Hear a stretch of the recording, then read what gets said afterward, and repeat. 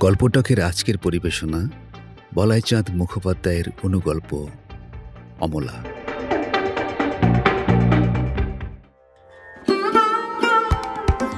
অমলাকে আজ দেখতে আসবে। পাত্রের নাম অরুণ।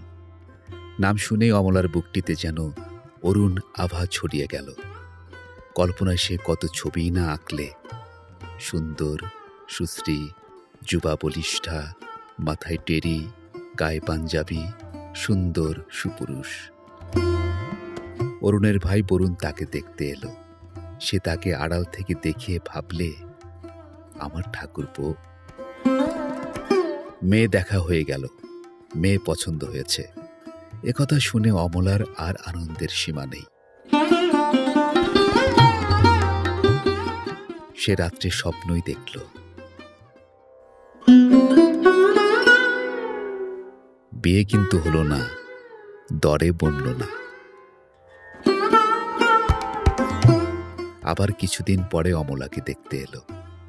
এবার পাত্র স্বয়ং, নাম হেমচন্দ্র।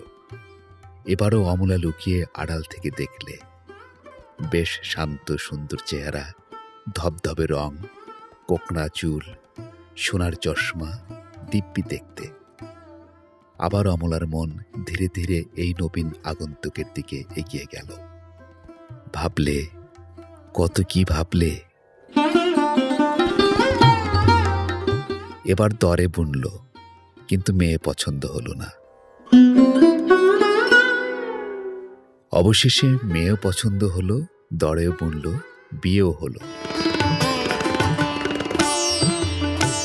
পাত্র বিশ্বস্বর বাবু, মোটা কালো গোলগাল হৃষ্টপিষ্ট ভদ্রলোক, বিয়ে পাশ, সদাগরি আপিসে চাকরি করেন।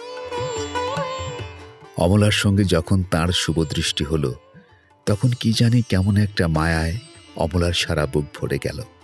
এই শান্ত শিষ্ট নিরহ স্বামী পেয়ে অমলা মুগ্ধ হল। অমলা সুখে আছে।